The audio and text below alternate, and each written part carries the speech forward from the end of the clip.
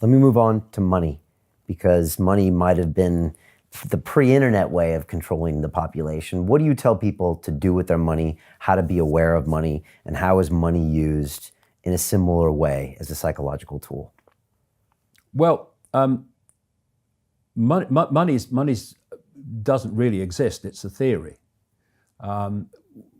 If you look at how the world's been acquired, it's been done by a banking scam where you lend people money that doesn't exist. We call it credit. And you charge them interest on it. And if they don't pay the money back plus interest, then you get their wealth that does exist. You get their home, their business, their land, their resources, whatever. And we've been through a process of banks lending credit, figures on a screen, greatly in excess of what they have as assets, called fractional reserve lending.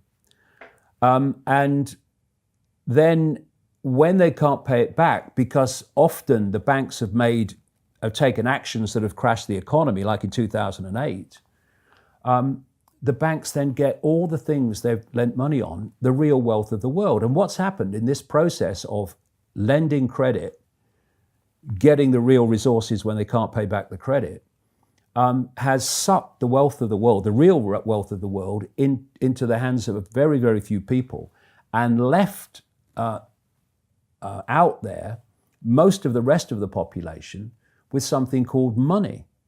And money only buys anything because we take it seriously. You know, if it's just a piece of paper, and this is the point, it's meant not even to be a piece of paper, it's meant to be purely electronic. And so we have this fresh air money that is worth something because the buyer and the seller believe in it, and only because of that. And the real wealth of the world has been sucked into the hands of a very few people by lending this scam called credit. Another interesting thing about this money situation is when you go to a bank and you say, borrow £50,000, they'll type into your account £50,000 in credit. Where's the credit come from? Here. But you're not paying back £50,000. You're paying back £50,000 plus interest. The interest is never created, only the principal. Because people think that governments create money. Money is overwhelmingly created by private banks issuing credit. That's how so-called money comes into circulation. So what this means is creating credit for the principal but not the interest, is that at no point is there ever enough money, credit or otherwise, in circulation to pay back all the debt and all the interest on the debt outstanding. So people losing their homes and their businesses and their resources, etc., is built into the system on purpose. Now, when there's an expansion of the money supply, an expansion of money in circulation, Peter paying Paul, that seems, to hide it to an extent. But once you squeeze the money supply, you take money out of circulation, it becomes obvious that there's nothing like enough money in circulation to pay back all the debt. So there's people losing their homes, their resources, their things that they own, for no other reason that there simply is not enough money for everyone to pay back the debt. So what do the banks do? Ooh, we'll have that. And this has been going on for centuries, and they've hijacked the real wealth of the world by doing this. And the next stage, which is in my books from the early 1990s, is the cashless society. I was pointing out, purely by knowledge of what this agenda was, that they were going to get rid of cash. And look at it. Cash is flying out of circulation. In some places like Sweden, it's almost totally cashless. They're shutting down bank branches, so you cannot interact with a bank branch locally with cash. You have to do it online because that's electronic money. And eventually they're going to take cash out of circulation. Why? Because when you go into a store now or anywhere and you give them a credit card, electronic money, and they say, sorry, the system won't accept your card, well, you can still pay cash.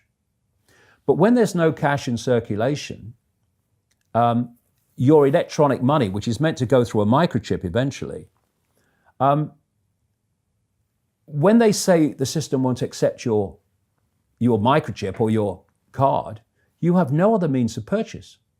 So whoever controls the system is dictating whether you can purchase or whether you can't, whether you can eat or whether you can't.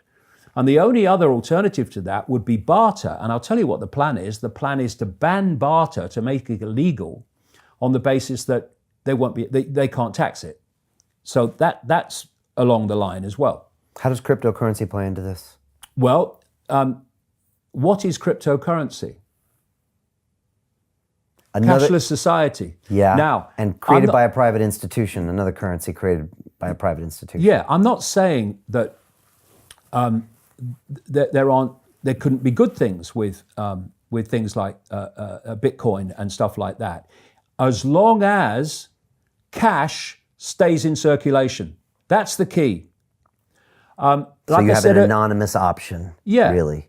While cash is in circulation, you have other points of or ways of purchase. Once there's no cash and you have only cashless digital currencies, then whoever controls them controls everything. And not only that, they can wipe your bank account. If you're a dissident of the system, as this moves on into more extremes, they can wipe your bank account.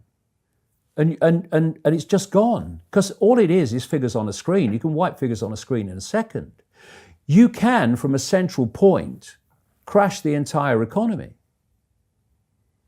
by controlling digital money and digital processes. And the idea eventually, problem, reaction, solution, create the problem and then offer the solution, is to have a gigantic crash, which they will instigate. And then to overcome the crash, they will propose a totally new economic system of central control to be the solution to the problem they've created, which is crashing the economy. And the more control they have over money digitally, electrically, the easier it is to do that.